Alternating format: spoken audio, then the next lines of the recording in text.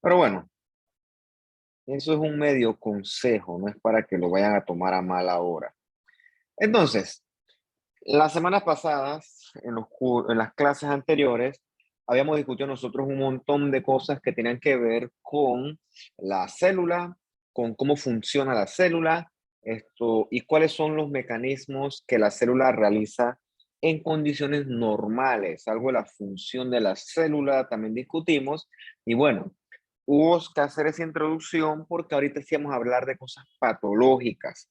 Y lo primero que vamos a hablar es de la lesión celular y la muerte celular.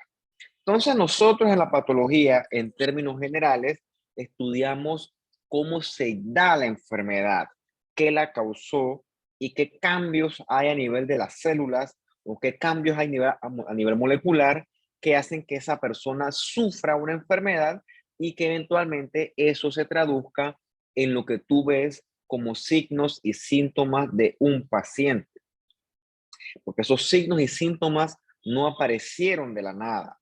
Esos signos y síntomas subyacen a cambios a nivel de la célula y de los tejidos de ese paciente.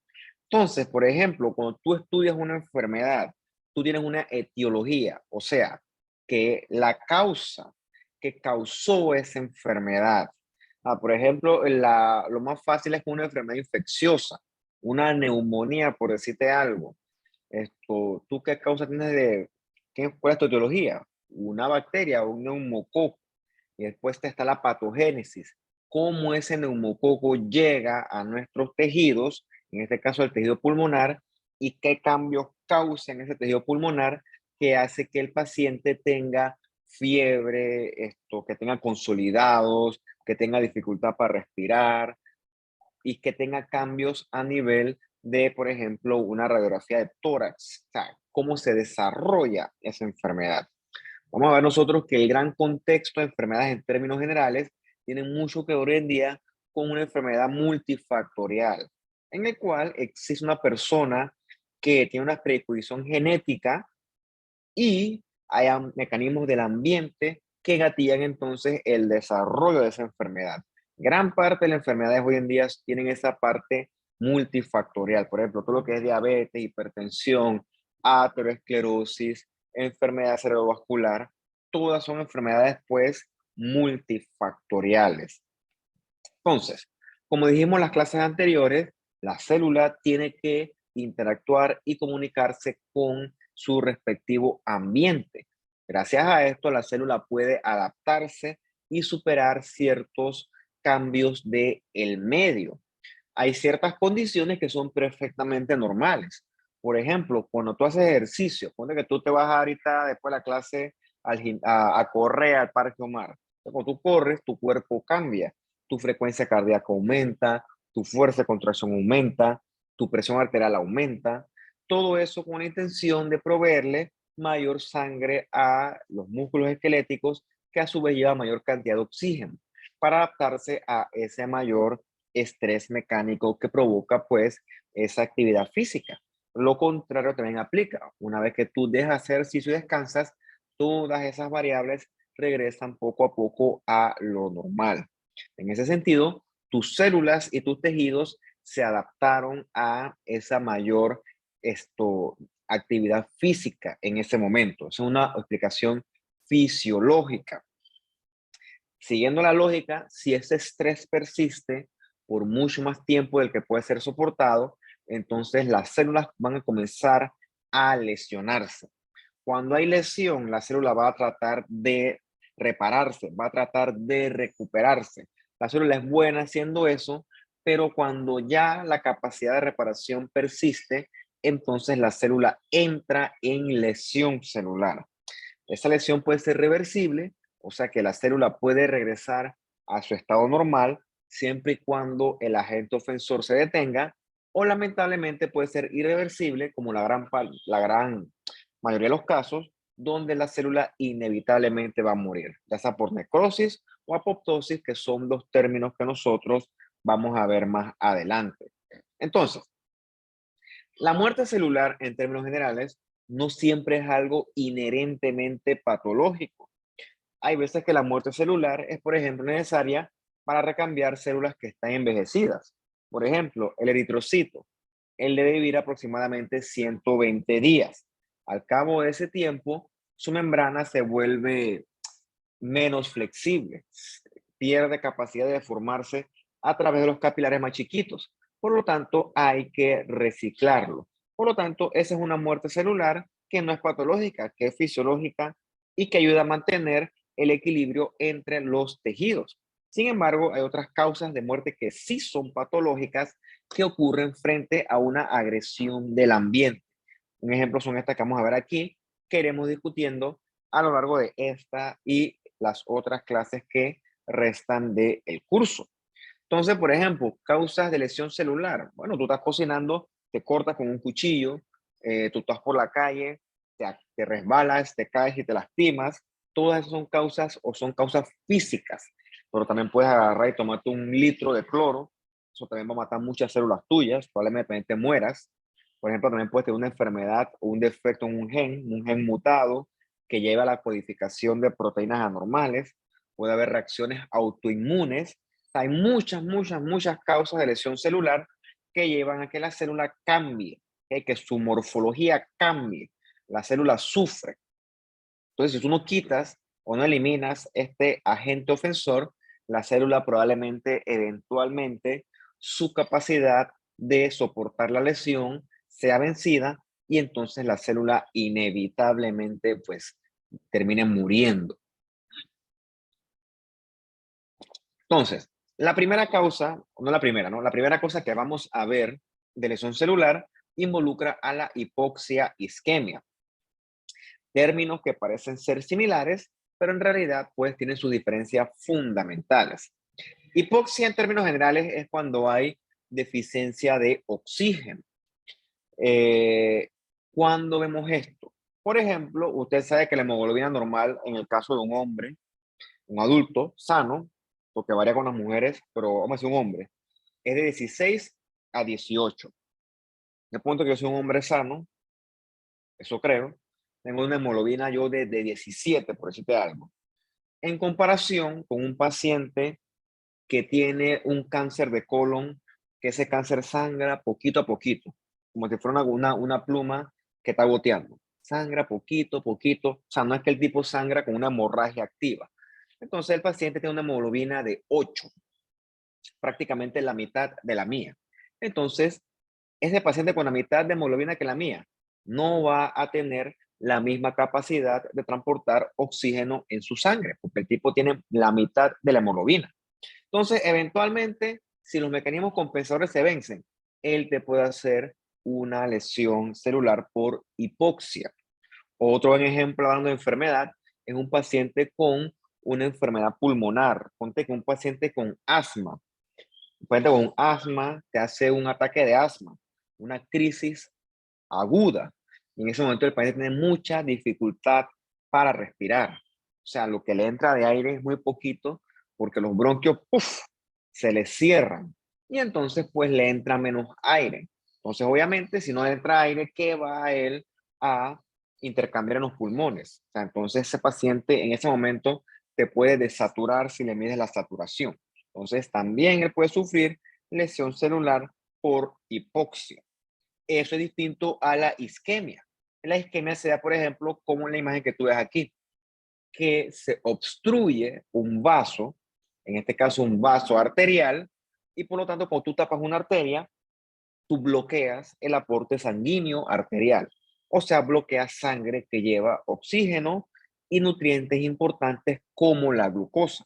Entonces, tapas la arteria y todo el tejido que supone que iba a irrigar el corazón, perdón, que iba a irrigar esa arteria, como este corazón, ese tejido todo se va a ir poco a poco deprivando de oxígeno, de nutrientes, y se van a acumular un montón de metabolitos tóxicos.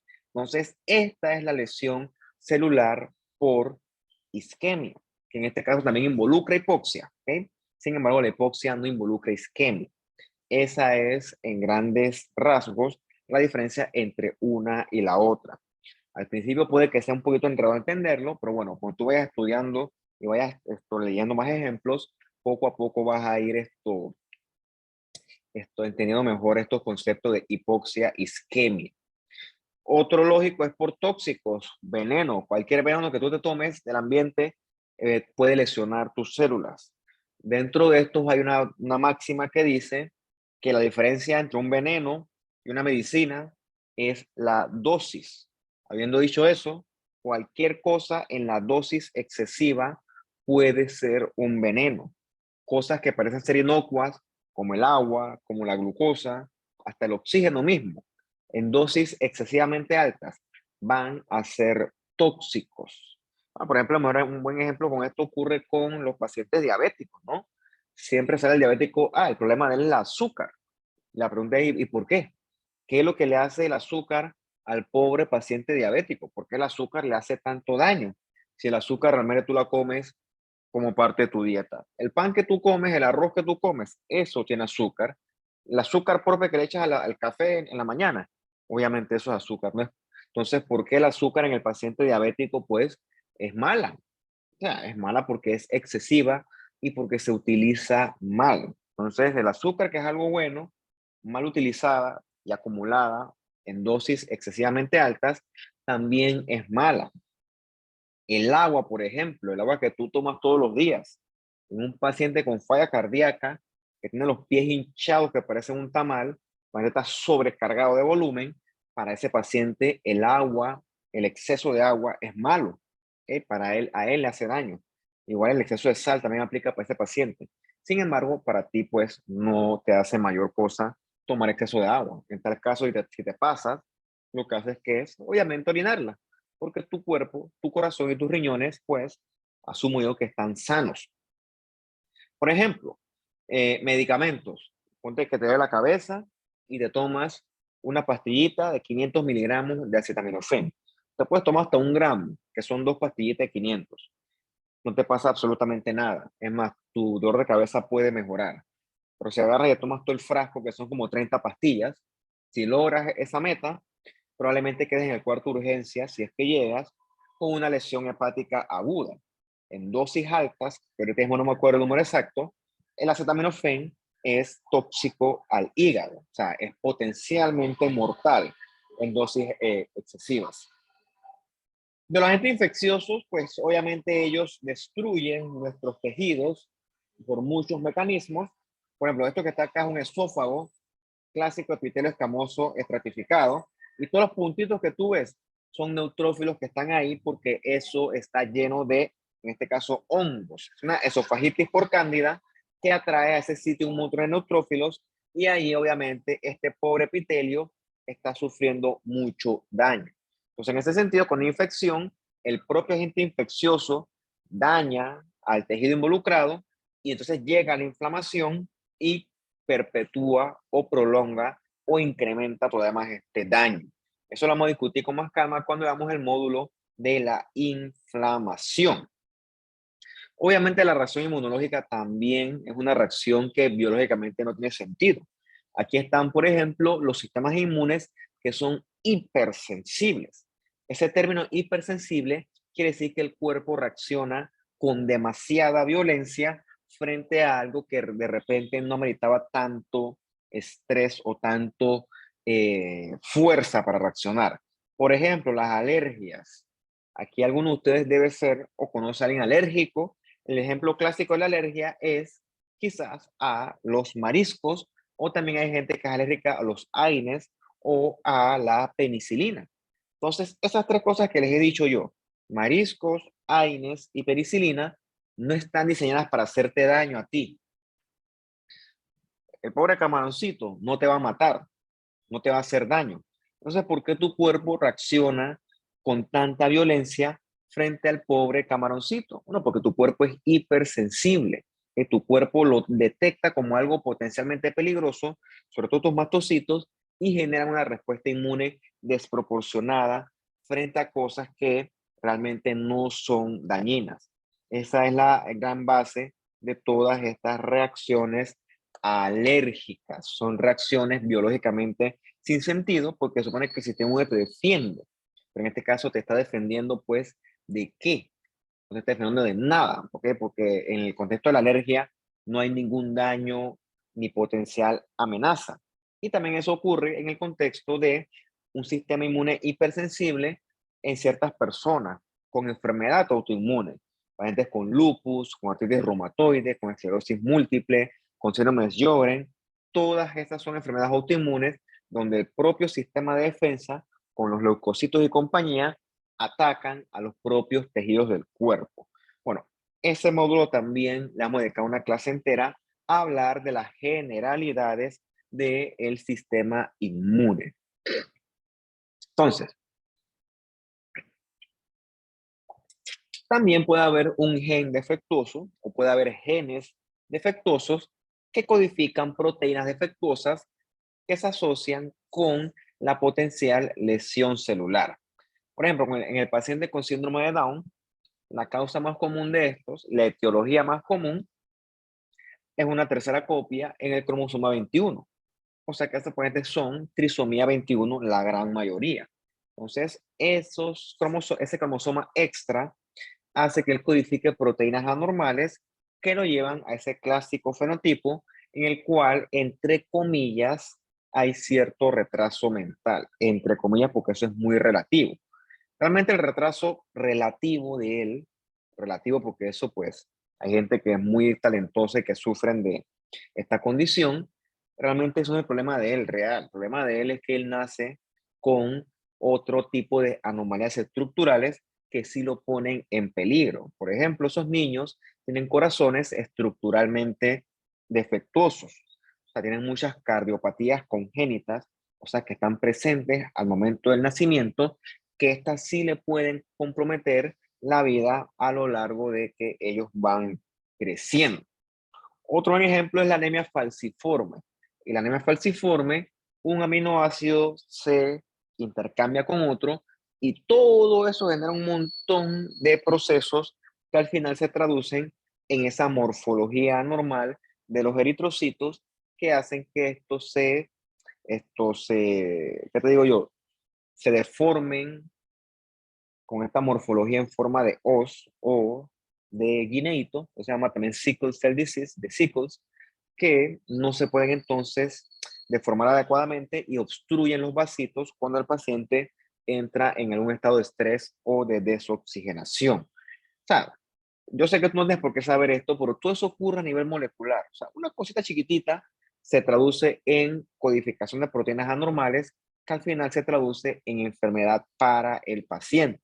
¿Por qué? Porque las proteínas van a ser disfuncionales, puede haber proteínas mal plegadas, enzimas defectuosas, lo que se traduce al final en un DNA con daño estructural. Cierta vez o gran parte de estas veces, estos daños pues no van a ser reparables. O sea, no hay una cura como tal para estas anomalías genéticas. Sí hay manejo, pero no cura como tal. También obviamente existen las deficiencias nutricionales. En nuestro medio de país en vías de desarrollo, pues la desnutrición como tal, las deficiencias proteico-calóricas no son el principal problema de nosotros. Lógicamente, si te vas a un área de difícil acceso, siendo el mejor ejemplo las comarcas, ahí sí es posible que tú encuentres algún grado de nutrición. No he dicho que haya, he dicho que puede que la encuentres, pero aquí en la ciudad, pues es menos probable. No es imposible, es menos probable y no es la norma. Lo que sí es la norma hoy en día para los países en desarrollo en general, y parece que Panamá no es la excepción, es el exceso de ingesta, que al final del día se traduce en exceso de calorías y que al final entonces se traduce en lo que nosotros en términos colectivos le llamamos la epidemia de la obesidad. La obesidad la vamos a ir mencionando mucho a lo largo de las clases, porque la obesidad desenmascara un montón de enfermedades para el paciente. La obesidad se asocia con hipertensión arterial, aterosclerosis, obviamente diabetes con hiperglucemia, se asocia también a infartos al corazón, se asocia a infartos cerebrales, se asocia también a ciertos tipos de cánceres, un montón de cosas que la obesidad hoy en día simplemente, pues no hay forma de decir que no es un problema. Lógicamente, pues no te voy a decir que tú seas un atleta olímpico, no te voy a decir que tú seas un maratonista, una de estas cosas tan extremas, pero sí es siempre una buena recomendación que uno mantenga un adecuado control del peso. Repito, no es que tú seas un atleta de alto rendimiento, pero sí que lo tengas bajo el mejor control posible. Después, cuando hablemos de algo de cardiovascular que yo les voy a pasar, ahí discutimos con un poquito más de calma y hacemos énfasis en los riesgos de la obesidad con respecto a la enfermedad cardiovascular, que les adelanto, sigue siendo hoy por hoy la primera causa de muerte a nivel mundial. Y Panamá, pues, no es la excepción. Para agentes físicos también hay muchos que causan lesión. Por ejemplo, si eres curioso, puedes hacer experimento. Ahorita no tienes nada que hacer, prende la estufa, ¿ok? Que el fuego pues se prenda y metes la mano. Eso es una lesión por agente físico, una quemadura, una temperatura extrema. También te puedes, como tiene el ejemplo, cocinado, te cortas. Esa cortada, dependiendo del tamaño, puede matar menor o mayor cantidad de células.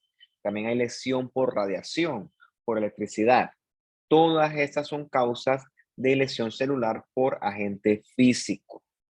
Bien, esa es la pequeña introducción de esta clase. Entonces vamos a comenzar a hablar per se de la lesión celular. Y comenzamos con la contraparte reversible. Entonces, en la lesión celular, la célula ya sufrió daño, pero la célula tiene la capacidad de regresar a su estado normal si el agente que la está molestando se detiene. O sea que la célula aún puede recuperarse. Cuando esto ocurre, la célula va a sufrir varios cambios morfológicos que algunos son posibles verlos a través de un microscopio.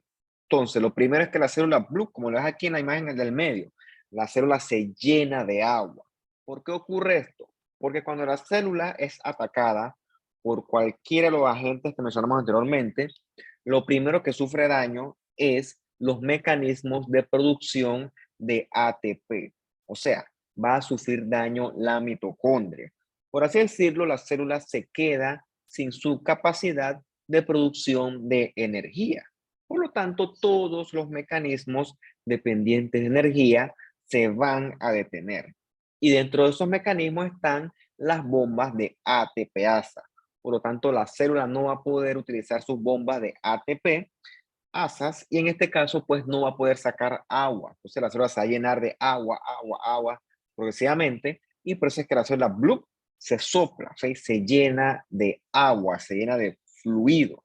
También algunos tipos de células, como los hepatocitos, pueden comenzar a acumular grasa en su citoplasma. Eso lo vamos a ver más adelante.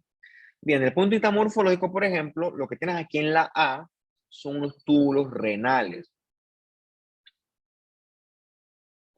que yo asumo que tú conociste en tu clase de histología.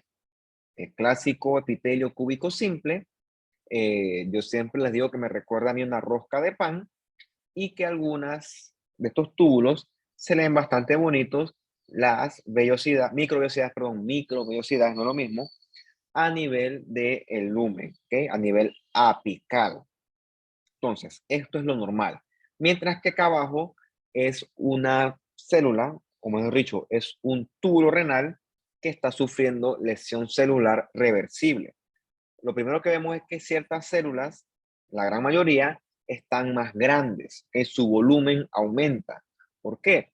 Porque hay mayor permeabilidad de la membrana. Se mete un montón de líquido a la célula y la célula, por un tema de bombas de ATP que no sirven, que no funcionan, no puede sacar esa agua dentro de ella. Entonces, ese daño por exceso de agua se llama degeneración vascular de las células.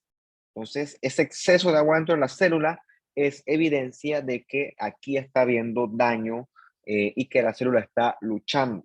Lo otro que tú puedes ver es que el citoplasma se pone más rosado. El término correcto es más eosinofílico y que también se van a perder las estructuras apicales, se pierden las microvellosidades y la otra cosa es que tú ves que las células como que se separan.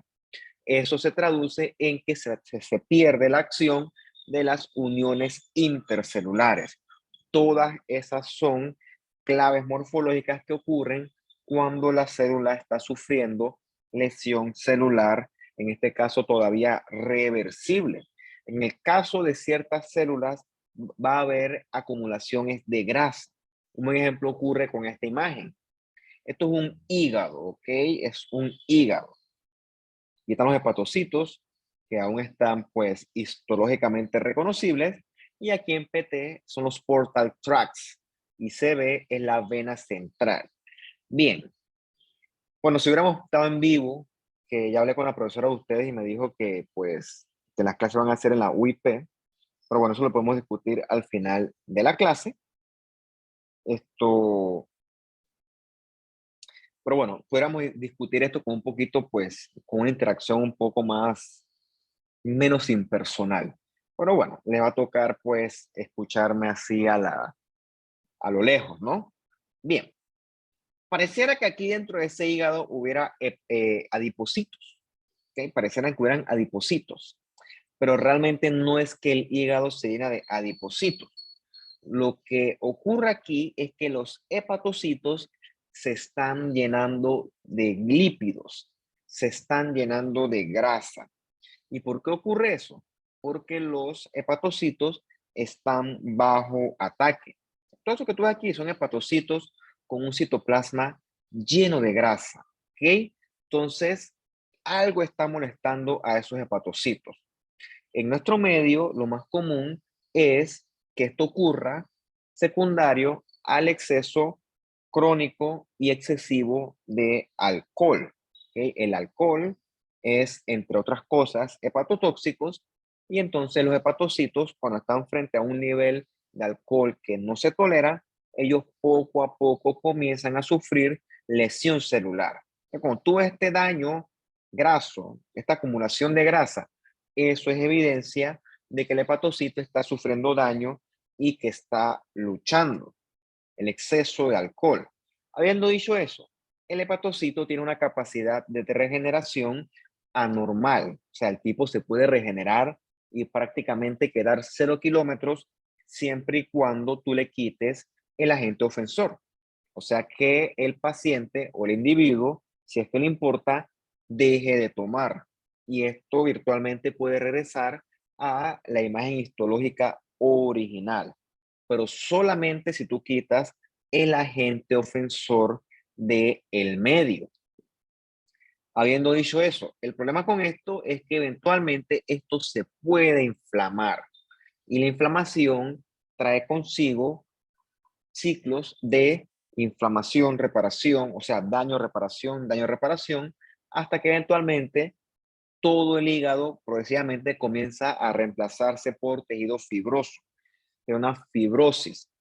Cuando esa fibrosis avanza lo suficiente, que ya no hay vuelta atrás ahí lamentablemente, entonces podemos decir que el paciente ha estado o entra en la etapa de cirrosis. Entonces, en esa cirrosis ya hay daño marcado al hígado, hay un reemplazo del hígado por tejido fibroso y lógicamente se pierden las funciones del hepatocito, que tira línea.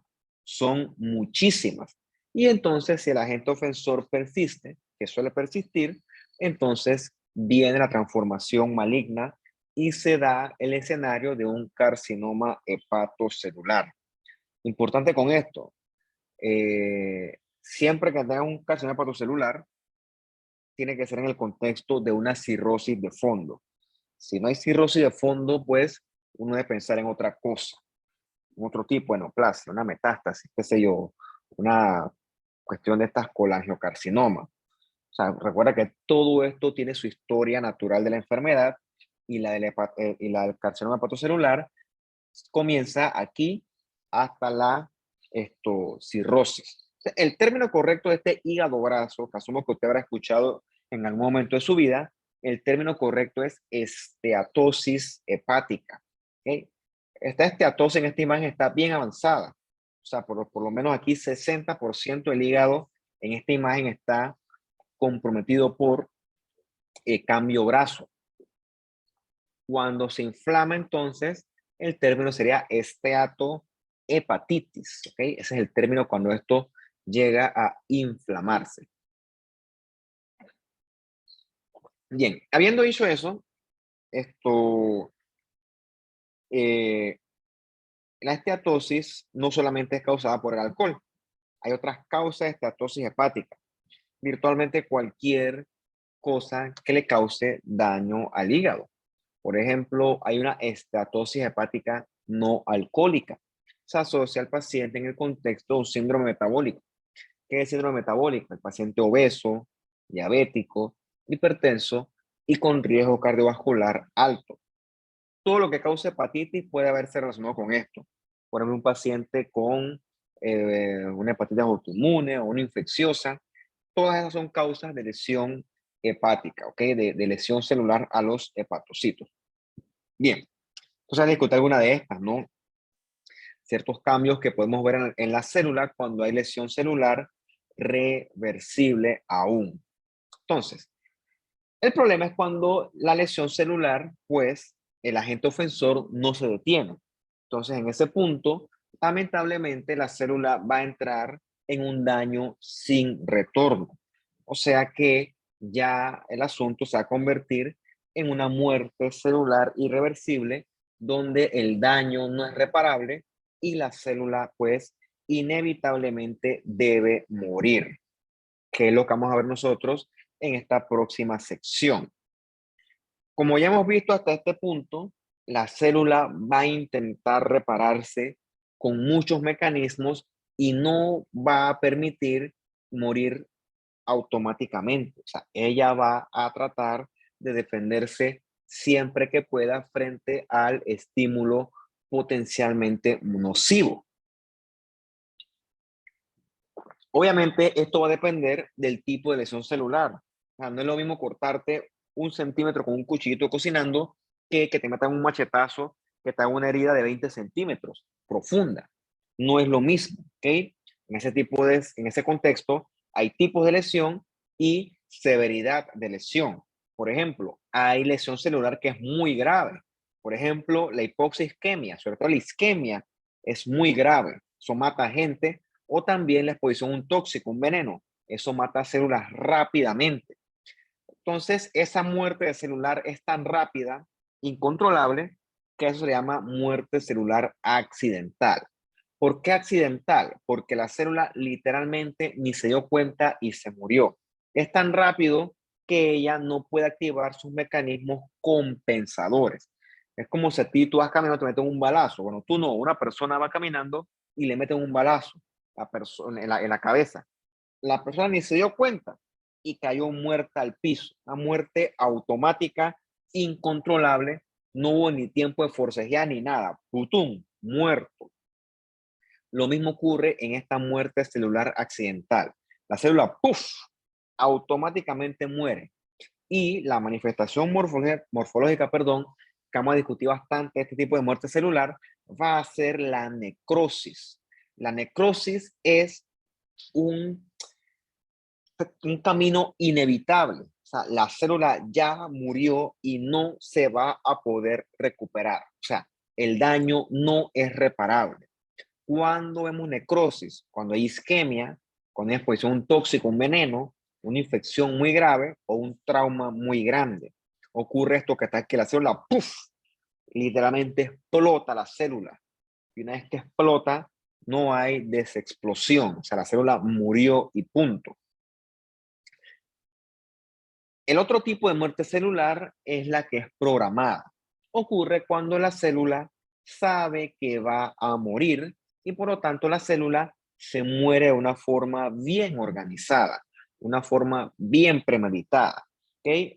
Esa muerte celular programada se le denomina la apoptosis. La apoptosis es fundamental desde el punto de vista fisiológico, porque en esta la célula tiene un montón de señales bien orquestadas, bien reguladas, que hacen que la célula se muera virtualmente de una forma completamente controlada. ¿Okay? Importante es que la apoptosis no hay respuesta inflamatoria de base, que eso lo vamos a ir discutiendo más adelante, porque comparándola con la necrosis atrae mucha inflamación. La apoptosis en el contexto patológico ocurre cuando una célula acumula mucho daño al DNA, tanto así que el daño al DNA no es reparable y lamentablemente a nivel del ciclo celular, la célula tiene que ser eliminada. Y el método de eliminarla es por apoptosis. Bien,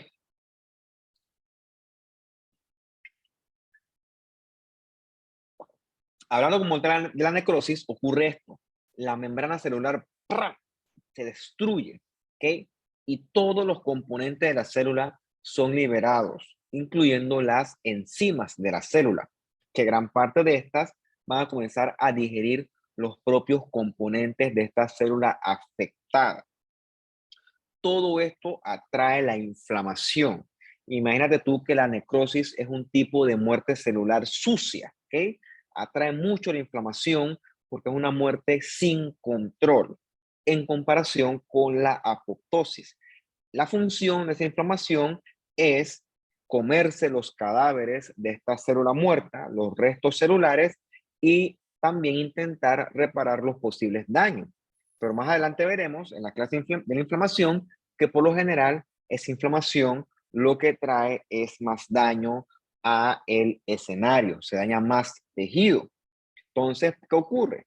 Así como se liberan enzimas en la propia célula, los leucocitos también liberan enzimas que van a digerir estos restos celulares, pero reitero, también pueden dañar nuestros propios tejidos. Entonces, este punto es de no retorno porque aquí la mitocondria va a quedar definitivamente dañada. Por lo tanto, no va a haber producción en el ATP. También se van a dañar las membranas celulares y también va a haber acumulación de especies reactivas de oxígeno. Esa especie reactiva de oxígeno es, en términos generales, los famosos radicales libres. Los radicales libres son moléculas inestables que causan daño a las macromoléculas de la célula. Por ejemplo, causan daño directamente a los lípidos de la membrana, causan daño a las proteínas directamente, causan plegamiento inadecuado de proteínas y también causan daño al DNA. O sea, son moléculas bien peligrosas, bien inestables, que se acumulan cuando, por ejemplo, hay lesión celular con necrosis e inflamación. Entonces, el mismo ejemplo de delante, el mismo tubulito renal, pero entonces acá hay la comparación cuando hay lesión celular irreversible. Sabes que aquí en la imagen de abajo está irreconocible ese túbulo renal.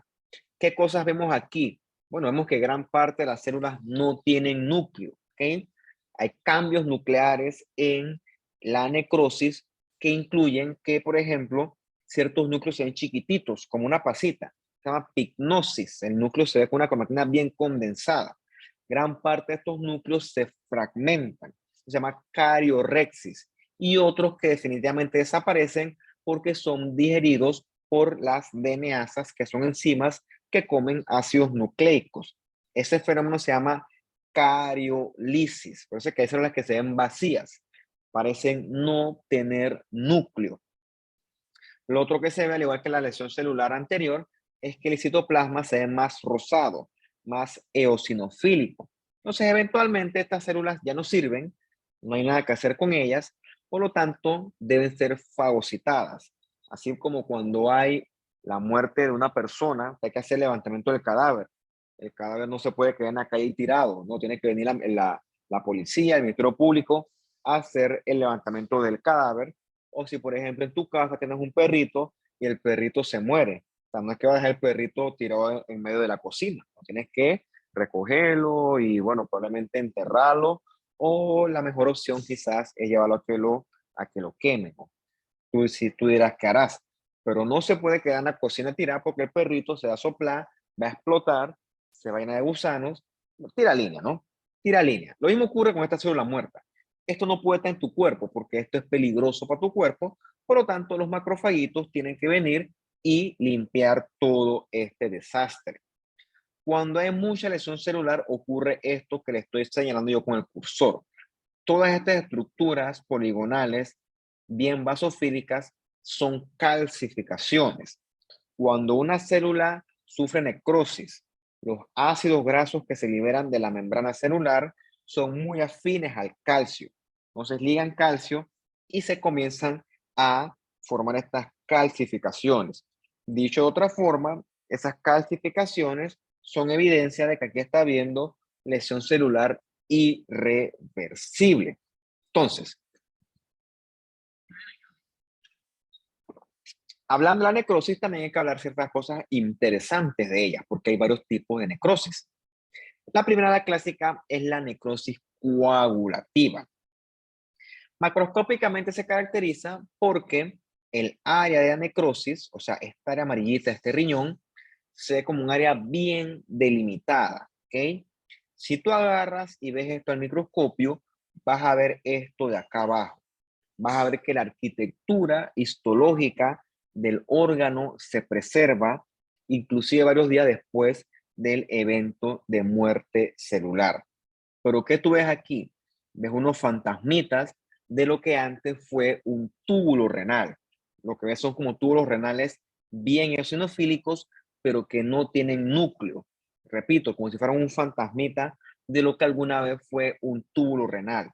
Lo otro que tiene esto es que esto está bien inflamado. Recuerda que la necrosis atrae mucha inflamación, sobre todo con macrófagos y neutrófilos. ¿Por qué ocurre esto? Porque en la necrosis coagulativa se afectan las enzimas, por lo tanto, no va a haber proteólisis en este caso. Entonces, ¿cuándo ocurre necrosis coagulativa? Es el mejor ejemplo cuando hay necrosis por isquemia. La necrosis por isquemia ocurre, por ejemplo, en el caso de un infarto al corazón.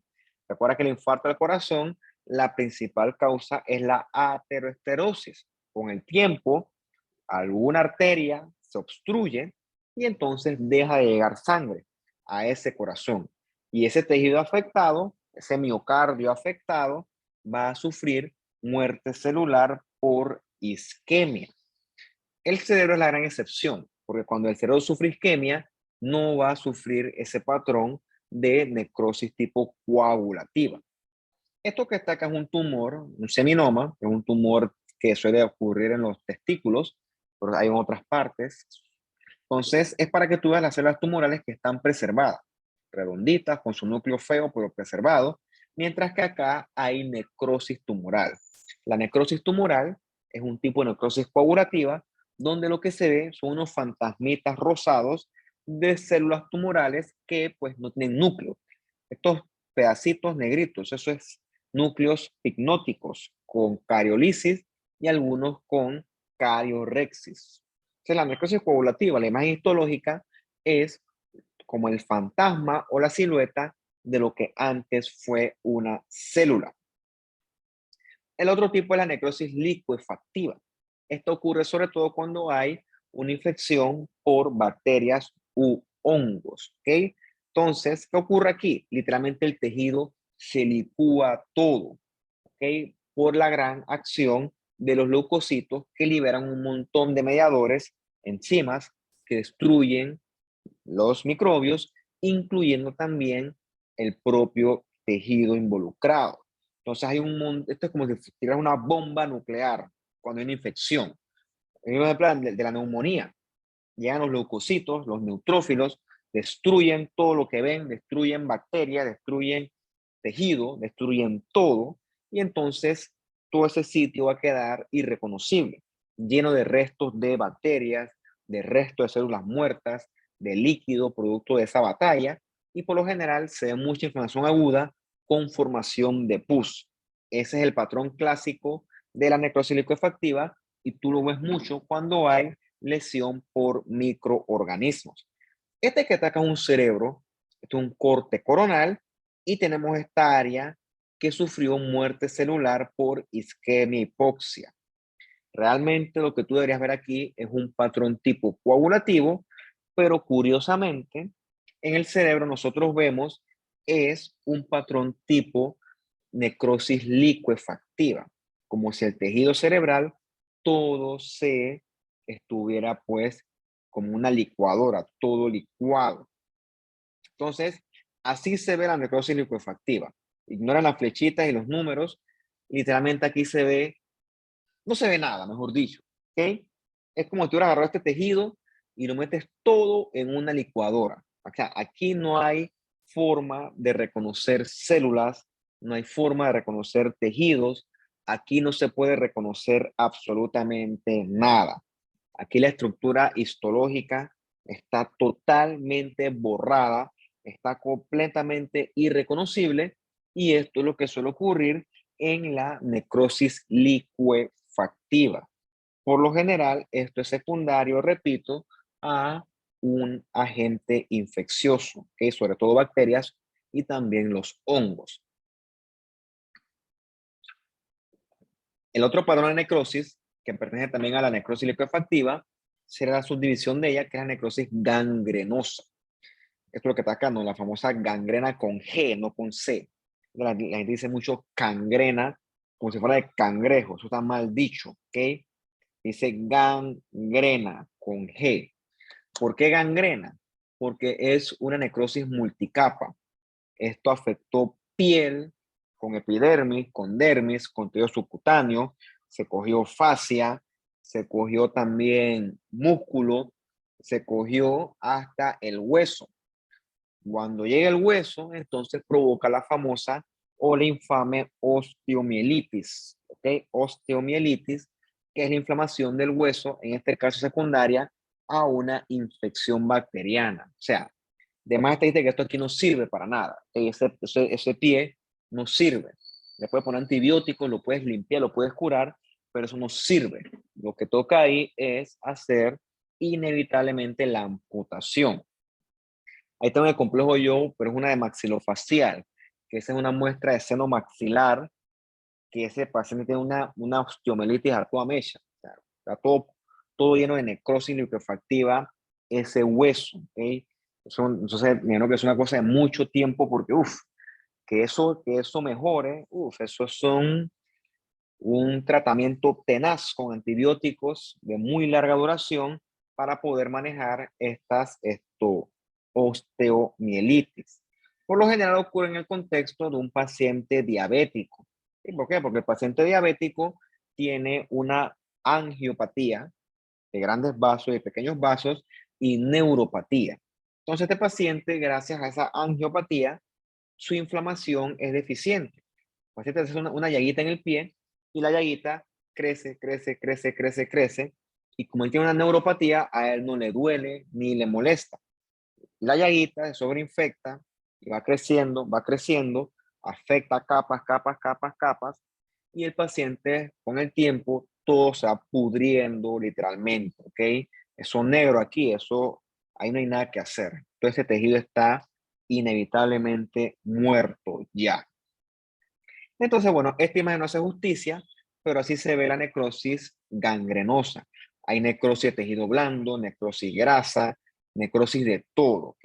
La verdad es que esta, pues, está bonita en comparación a las necrosis gangrenosas que uno ve, donde toda la arquitectura del tejido, pues, está irreconocible, está borrada. Realmente esa es una cosa así como esta acá. Esta hace más justicia. Si tú fueras a ver esto en un microscopio, tú eras una cosa así. O sea, todo está completamente irreconocible. ¿Por qué? Porque toda la estructura ha sido destruida producto de la acción de una necrosis que se coge pues todas las capas de tejido. La siguiente es la necrosis gaseosa, que gaseosa viene de queso, porque el que describió estos pulmones con estas lesiones necróticas, pues a él le pareció que esto parecía queso. Entonces, la necrosis gaseosa es clásica de la infección por tuberculosis, ¿okay? Por tuberculosis, que en nuestro país, pues, existe bastante tuberculosis, porque Panamá es un país endémico en tuberculosis. Entonces, esta necrosis gaseosa se caracteriza por grandes extensiones de compromiso de tejido. O sea, esto daña mucho tejido y eso es lo que al final del día mata al paciente. La imagen histológica es esta que tú ves aquí. Bien, ¿qué es esto que está acá? Esto es el famoso granuloma. Bien, vamos a tomar aquí unos 2 minutos y seguimos para poder hablar con calma del granuloma, que esto sí me va a tomar un poquito más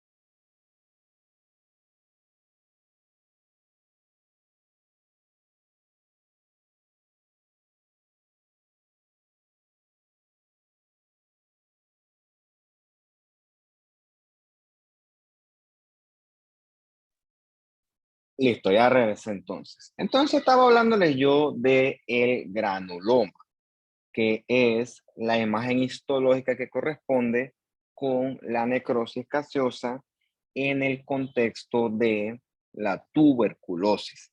Bueno, esta bola que está aquí tan atractiva es el famoso granuloma.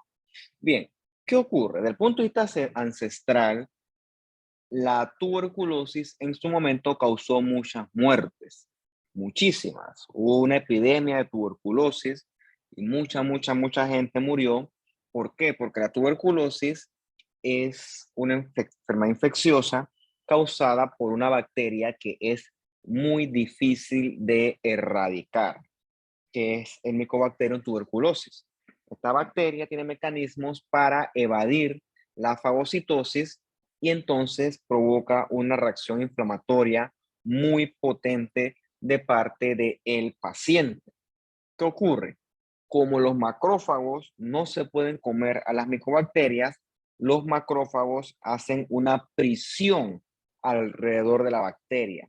Esa prisión, que es una bola de macrófagos literalmente, es lo que comienza la formación de ese granuloma.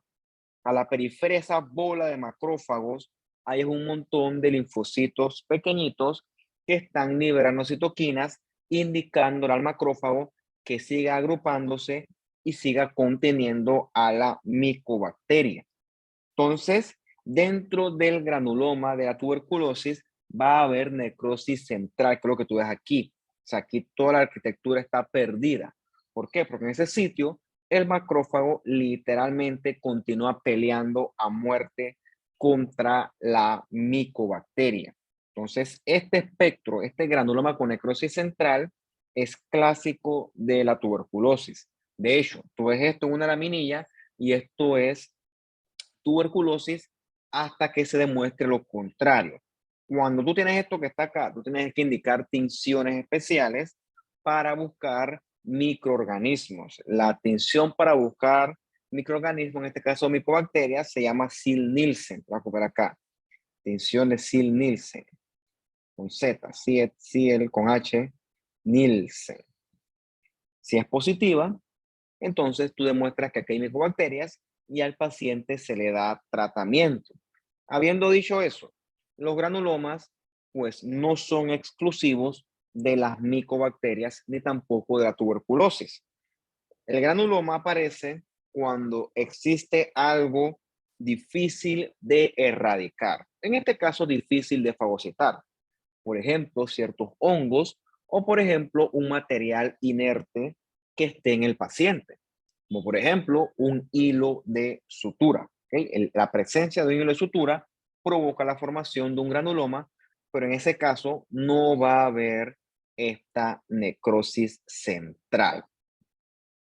Otro tipo de necrosis grasa ocurre perdón, de necrosis ocurre en la necrosis grasa, que eso lo vemos bastante, por ejemplo, cuando el paciente tiene pancreatitis aguda, que se liberan lipasas pancreáticas, que lo que hacen es digerir esa grasa del peritoneo. Entonces, realmente, pues, este es un ejemplo muy circunscrito a la pancreatitis. Yo la he visto más, por ejemplo, y se hace igualita. Esta necrosis grasa se ve, por ejemplo, cuando la paciente le hacen una biopsia de mama, ¿okay? Por un carcinoma. Entonces, uno de los márgenes sale positivo y al paciente, que puede también ser un hombre, por cierto, porque el cáncer de mama no es exclusivo de las mujeres, también puede dar en hombres, y es más bravo, por cierto, es más agresivo, hay que hacer una resección más grande, que por lo general suele ser la mastectomía. Entonces, en el sitio de biopsia anterior, o sea, donde el cirujano ya manipuló, allí cuando él extrae el tejido, durante ese proceso, muchas células mueren. Como en la mama hay mucha grasa, lo que mueren son muchos adipocitos. Y esta es la clásica imagen de necrosis grasa. Adipocitos grandes, otros chiquitos, pero no van a tener núcleo. Son adipocitos desvitalizados y aquí también suele haber inflamación, sobre todo inflamación tipo cuerpo extraño, que esa la vamos a discutir en otras clases más adelante. Entonces, este es un buen ejemplo de necrosis grasa, cuando tú las ves en sitios de biopsias anteriores. La otra que vemos es la necrosis fibrinoide. esta no tiene cambios macroscópicos. Suele verse en las vasculitis de pequeños vasos que ocurren en el contexto de una enfermedad autoinmune. ¿Qué ocurre? En estas vasculitis se depositan complejos antígeno-anticuerpo en la pared del vaso y eso atrae mucha inflamación. ¿Okay? Esa es la famosa vasculitis leucocitoclásica. Con el tiempo se deposita este material rosado alrededor del vasito que entre comillas le llaman fibrinoide. Por eso es que se le llama a este tipo de necrosis la necrosis fibrinoide. Por eso es más de medicina, pero solamente para mencionársela que también puede ocurrir. Bien, habiendo dicho bastante de la necrosis, podemos entonces discutir un poquito de la apoptosis. Bien, la apoptosis se caracteriza por ser una muerte celular que es bien limpia, bien ordenada, con una serie de pasos bien organizados, donde las enzimas de la célula tienen mecanismos bien especializados para degradar ordenadamente la célula.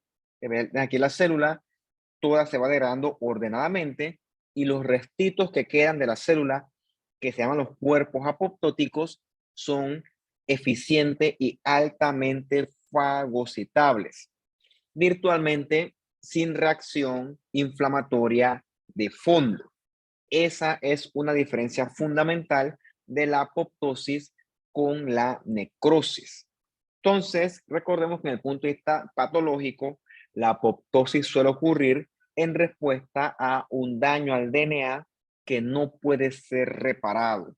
Por ejemplo, un paciente que toma mucho sol, ese exceso de radiación ultravioleta con el tiempo genera cambios no reparables en su DNA y con la intención de que esa célula lesionada no se divida, porque su DNA es anormal, entonces esa célula debe morir por apoptosis. Entonces, ese es el contexto patológico. Pero recordemos que la apoptosis también es fisiológica. Un ejemplo de esto es cuando ocurre la inflamación, sobre todo la inflamación aguda. Como ya hemos dicho antes, un neutrófilo es bueno fagocitando, pero también es bueno destruyendo tejido involucrado en esa inflamación. El neutrófilo es como un policía o un soldado con el gatillo alegre. El tipo dispara, destruye todo. Entonces, por lo general, esa destrucción en gran parte de los casos suele ser más perjudicial que beneficiosa. Entonces, ¿cómo le decimos al neutrófilo que deje de hacer daño? Bueno, la forma es matándolo, ¿ok? Por eso es que al cabo de más o menos las 48 horas, ese es el máximo que un neutrófilo vive durante una respuesta inflamatoria. Eso regula la cantidad de daño que él puede causar. Si el tipo fuera inmortal, literalmente la respuesta inflamatoria fuera infinita y causaría daño excesivo a los tejidos. Pero es una forma de controlar la inflamación y de controlar el daño que esta causa al tejido. Una forma es haciendo que el neutrófilo sufra apoptosis aproximadamente a las 48 horas. Entonces, esta apoptosis ocurre gracias a las caspasas. Estas caspasas se pueden activar, por ejemplo, por la vía mitocondrial. Entonces, cuando la célula sabe que tiene que morir, la mitocondria se va a volver más permeable. Eso ocurre con influencia de esta proteína de la familia del BCL2. Cuando esto ocurre, la mitocondria se vuelve permeable y libera, por ejemplo, citocromo C al citoplasma. Entonces, esto activa las caspasas e indica el camino hacia la apoptosis. También existen estos otros receptores de muerte o de vías de la muerte. Estos receptores los activan los linfocitos T, sobre todo los citotóxicos, que es lo que van a desencadenar la apoptosis de la célula en cuestión. Esto es lo que ocurre, por ejemplo, cuando hay que matar a la célula por quizás daño al DNA excesivo. Entonces, ¿cómo se ve la apoptosis en el microscopio? ¿Qué cambios tiene la célula? Las que andan con la flechita son cuerpos apoptóticos. La célula apoptótica se vuelve chiquitita, que se achica bastante y realmente en ese momento se le llama es cuerpo apoptótico. El núcleo se ve negrito, bien cariorréctico, porque el DNA está fragmentado. Entonces, estos cuerpos apoptóticos son altamente fagocitables y repito, no debe haber inflamación de fondo en este tipo de muerte celular. Esto es una piel, realmente pues tiene varias cosas de fondo, pero te la puse para que vieras cómo se ven morfológicamente los cuerpos apoptóticos. Los cuerpos apoptóticos se ven como células con un citoplasma bien anaranjadito, bien eosinofílico, y ves que el núcleo resalta por ser bien oscuro, bien negrito. Es un núcleo bien con bastante pignosis. La cromatina está bien condensada. O sea, todo esto que tú ves aquí, con esos núcleos negritos, todos estos son cuerpos apoptóticos. El contexto obviamente es otro contexto, una enfermedad de base, pero bueno, es para que morfológicamente tú veas cómo se debe ver el cuerpo apoptótico. Bien, otro proceso que puede sufrir la célula para adaptarse al medio es la autofagia. Durante la autofagia, la célula entra en un periodo de deprivación de nutrientes, como dice aquí, en hambruna. Entonces la célula no tiene de dónde sacar sustrato para producir energía. Entonces, como le dice la palabra, autofagia, la célula comienza a comerse sus propios componentes con la intención de generar energía al final del día. Es un mecanismo eficiente porque la célula se come el exceso de cosas que en ese momento no necesita. Es un mecanismo que le permite sobrevivir.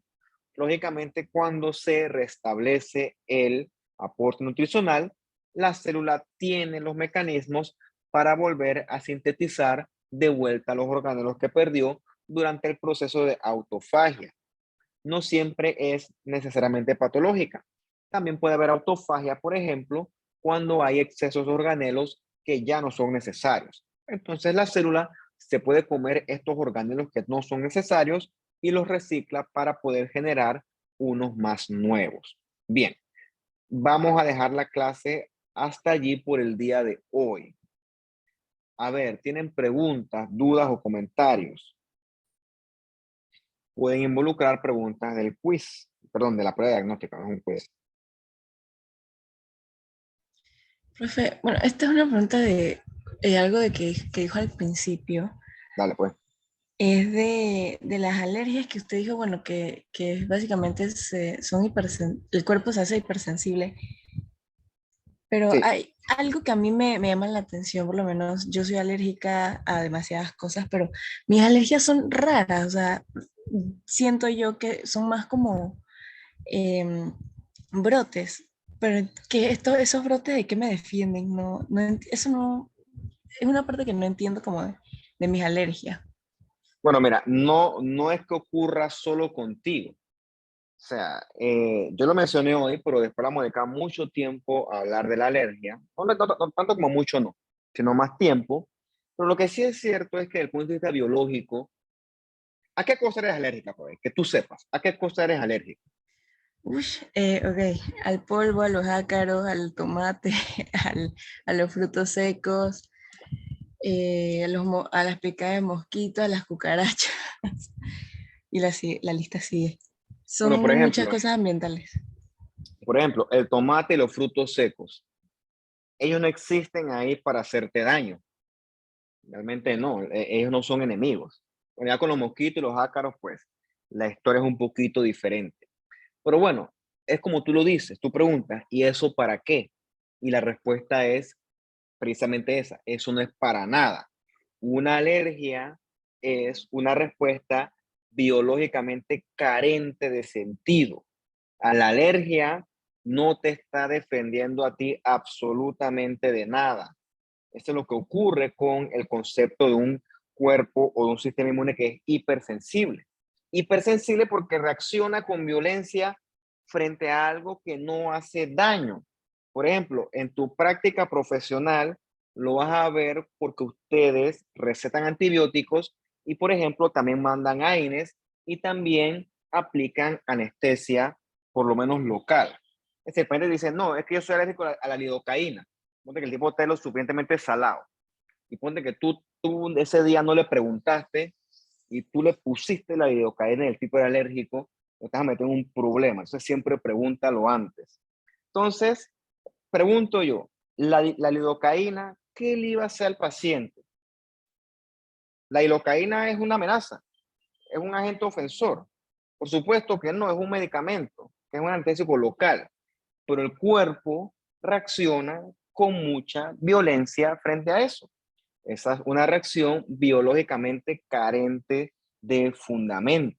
¿Y por qué ocurre eso? Porque tienes, entre otras cosas, mastocitos que son hipersensibles.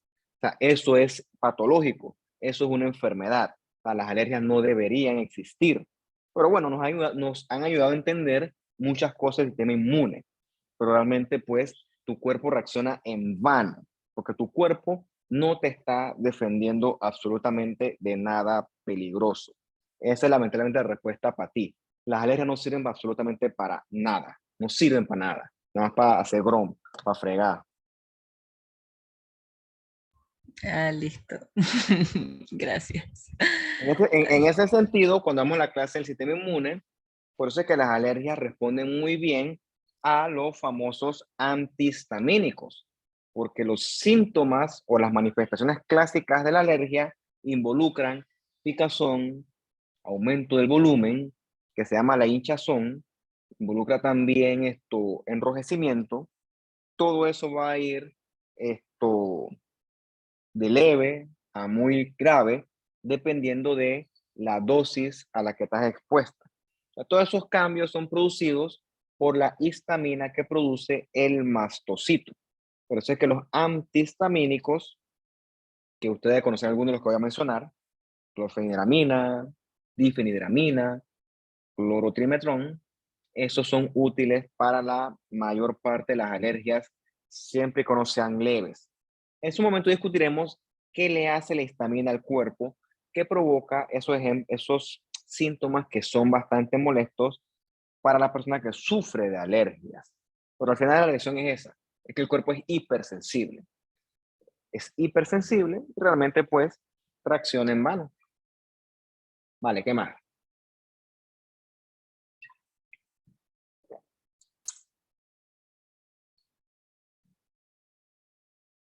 Bueno, Esta es otra dime, dime. pregunta, pero ya no tiene mucho que ver con la clase. Le iba a preguntar sobre las presenciales. No Ajá. sé, Dale, dale, dale. al final, ¿cómo Bueno, mira. sería? Bueno, mira, yo le escribí, ahorita mismo, es que a mí se me va la onda porque ando en todo y ando en nada. Entonces, cuando me quieren decir algo, me tienen que chatear a mí porque yo siempre ando con la computadora y ahí me llega el WhatsApp y ahí es que puedo contestar. Entonces, yo había comenzado con el tema de las presenciales y han pasado las semanas, quedamos en que la profesora me iba a dar la inducción o me iba a indicar cuál era la inducción, no me dijo nada y entonces hoy ustedes me lo recordaron.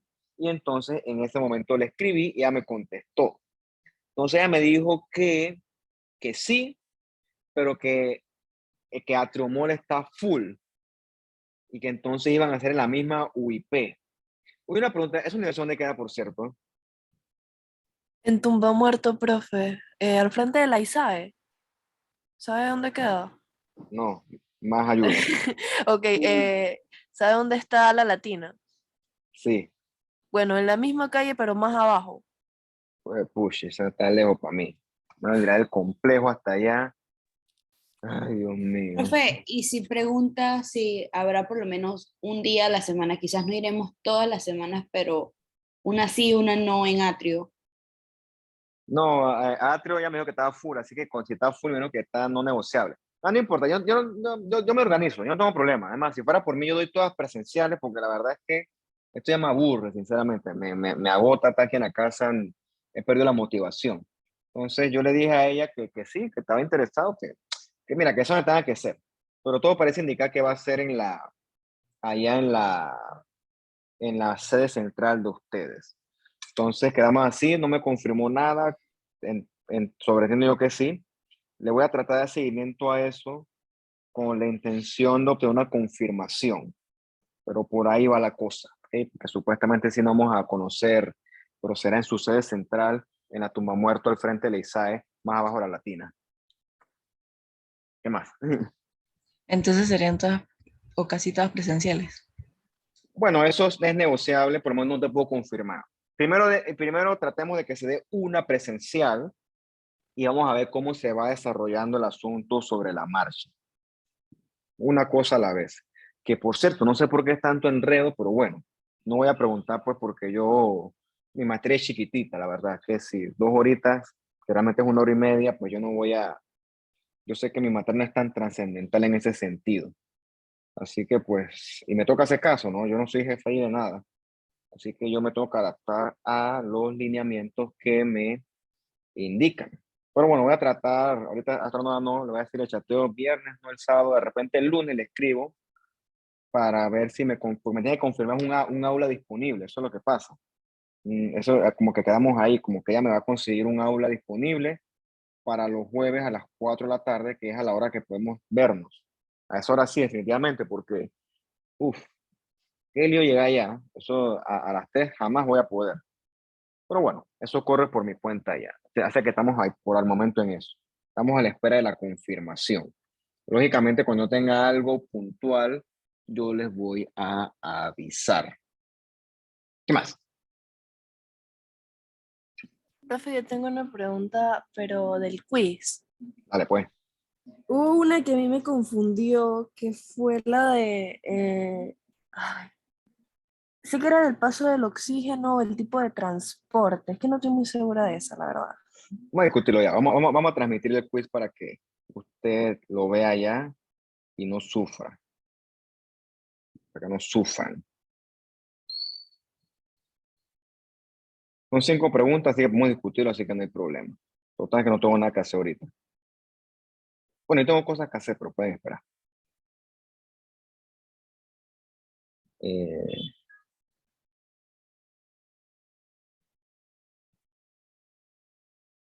el de ustedes sería prueba diagnóstica PAT. Y vivo. Vamos para que abra, pues. Bien, la primera pregunta. Dice aquí, la glucólisis anaeróbica es el método más eficiente para la producción de ATP en las células eucariotas. Eso es falso. ¿Okay? El método más eficiente es la fosforilación Profe, ¿usted está compartiendo oxidativa. la pantalla? ¿No se ve? No. Ya voy, espérate. Voy de nuevo. ¿Ahora? Ahora sí, profe. Bueno, dice que si la glucólisis anaeróbica es el método más eficiente para la producción de ATP en las células eucariotas. No, eso es falso. El más eficiente es la fosforilación oxidativa. Next. Dice, las células eucariotas tienen la capacidad de organizarse y formar tejidos. Por supuesto que sí. Si nosotros estamos constituidos de células eucariotas, ¿ok? La contraparte son las células procariotas, que son las bacterias que lógicamente no tienen ese nivel de organización ni de complejidad. Siguiente. Los epitelios contienen abundantes vasos sanguíneos que lo proveen de oxígeno y nutrientes necesarios. Eso es falso. Tienes que acordarte de tu clase de histología. Los vasos sanguíneos están en el estroma, ¿ok? Una regla de oro es que los epitelios no tienen ni vasos ni nervios. Repito, los epitelios, el que más te guste, la epidermis, la cavidad oral, el epitelio de todo el tracto gastrointestinal, el epitelio urogenital, el epitelio respiratorio. Todos los epitelios, sin excepción alguna, son carentes de vasos sanguíneos. Por lo tanto, no vemos vasos sanguíneos en ellos. Hay vasos sanguíneos en el estroma que les da soporte. Cuando lleguemos a la clase de anaplasia, yo creo que con ustedes no vamos a llegar hasta allá porque pues el tiempo no me lo permite, pero usted tiene que haber escuchado un término que se llama un tumor in situ y un tumor invasor. Vamos a verlo para que tú lo hagas con más calma, que sea más pretty.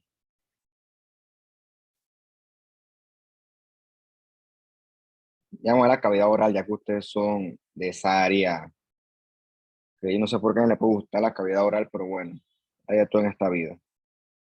No juzgo a nadie, no siempre. Bien, paladar duro, no más que está al revés, pero bueno, es lo que hay.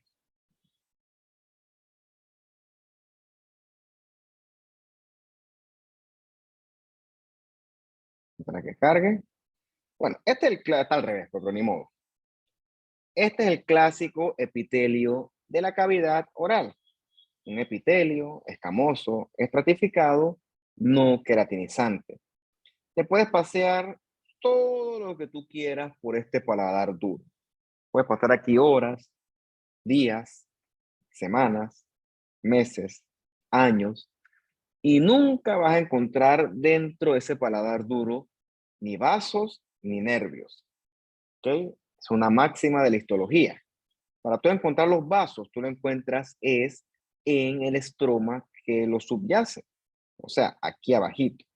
Bajando un poquito más con más aumento, ves que aquí está, aquí hay un vasito, aquí otro vasito, aquí otro vasito, y entonces esos vasitos, aquí hay otro, aquí hay otros, y así aplica, ¿no? Te vas paseando.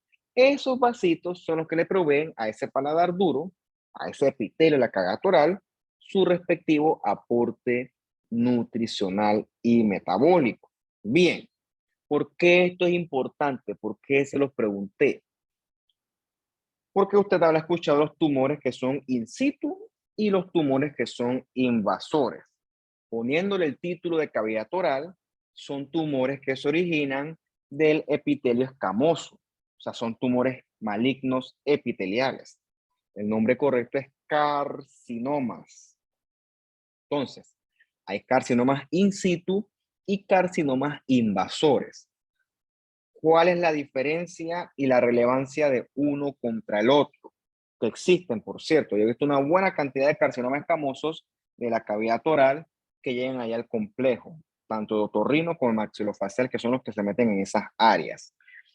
El tumor in situ se limita a el epitelio, ¿ok? Pues el tumor más feo, más grande, más horrible que tú quieras, pero se limita al epitelio.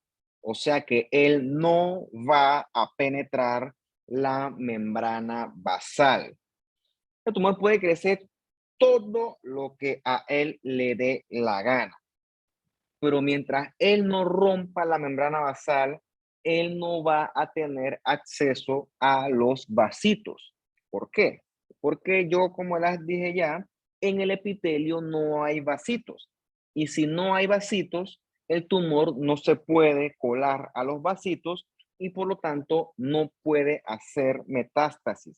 Por lo tanto, un carcinoma in situ, siempre y cuando esté in situ, o sea, dentro del epitelio, o sea, contenido dentro de la membrana basal, es un tumor de buen pronóstico porque tiene un potencial de hacer metástasis de 0, ¿ok? O sea, que tú lo operas y ya, santo remedio, el paciente está curado. El problema es cuando el tumor rompe la membrana basal y entonces invade el estroma que subyace a ese epitelio. Entonces, en ese estroma está todo eso que usted está viendo acá. En ese estroma hay vasitos sanguíneos, venas y sobre todo también vasos linfáticos. Entonces el tumor crece y tiene la capacidad de meterse a esos vasos, ¿ok? Tanto sanguíneos como linfáticos, se mete en ellos, se cuela y se va a otro lugar. Eso es lo que se llama una enfermedad metastásica. Por eso es que un carcinoma invasor es de mucho peor pronóstico que un carcinoma in situ. ¿Okay? Por eso es que es diferente decir un carcinoma in situ versus un carcinoma invasor. Por regla general, el in situ va a tener mejor pronóstico porque arriba en el epitelio no hay vasitos sanguíneos. Entonces, eso le da al paciente un mucho mejor pronóstico. Obviamente, el in situ es un tumor en un estadio temprano. Si tú le das chance a un in situ, él va a romper la membrana basal y eventualmente va a invadir. Entonces, la ley de todo esto, lo que tú quisieras es captar todas estas lesiones en el estadio más temprano posible.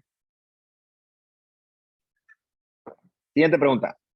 El paso de oxígeno a través de la membrana plasmática del eritrocito se hace a través de cuál tipo de transporte. Bueno, de difusión simple.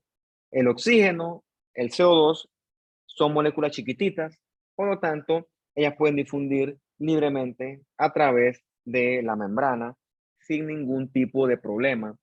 No necesitan ni acompañantes, ni transportadores, ni ATP, que por ejemplo la facilitada requiere algún tipo de transporte de gradiente, los canales iónicos requieren sus proteínas de canal y las bombas iónicas requieren bombas de ATP. El oxígeno es chiquitito, que puede pasar libremente. Así como cuando tú la ventana de tu casa y entra el aire, así mismo entra el oxígeno y sale de la célula. Así mismo, igualito. ¿Cuál es tu pregunta respecto a eso?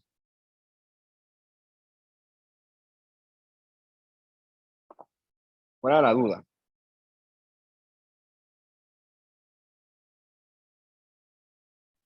Es que yo me confundía al responderla porque, o sea, yo siempre he confundido difusión simple con facilitada, la verdad. Ajá. No, la simple no requiere ningún tipo de mecanismo de transporte. En la simple, el oxígeno entra y ya. En la facilitada, la molécula que entra requiere el aporte de una proteína que lo ayude a entrar, como por ejemplo un canal iónico o una proteína carrier, que por ejemplo el canal de sodio es un mecanismo tipo difusión facilitada, porque no utiliza energía, pero sí requieres la proteína de canal. Sí, el oxígeno no requiere nada de eso. Repito, él entra y sale, bueno, más que todo entra libremente. No debería salir, por cierto. Y la última dice, el paso de oxígeno a través de la membrana plasmática requiere del uso de ATP. Ya lo comentamos anteriormente. Por supuesto que no, eso es completamente falso. No estuvo fácil, el nivel de ese quiz era como un nivel 0.5 de 20, completamente sencillo. Si le fue mal, pues es momento de reflexionar, tienen chance, tienen oportunidad. Repito, yo no dejo tareas, les facilito las clases para que usted las estudie con tiempo, para que se organice. Yo no los molesto en la semana, ni los mando a hacer cosas extra. Así que por lo tanto yo les exijo que usted estudie. Creo que tiene tiempo de sobra. Esa es mi metodología. Si no le gusta, bueno, pues no es mi problema. Tampoco creo en hacer tareas. Para mí la tarea es una pérdida de tiempo. La tarea se evalúa la capacidad del estudiante de copiar y pegar. Qué tontería. Y yo voy a calificar eso. No. Así que bueno, yo les recomiendo que estudien, por favor. No, por favor, no. Por sus padres, por mí no.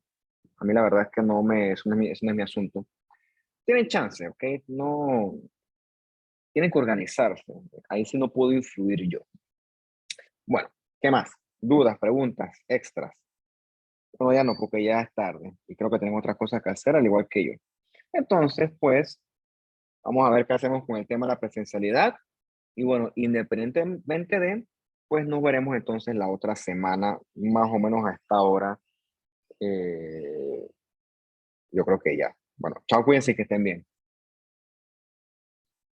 Chao, profe, Chao, gracias. profe. Hasta luego.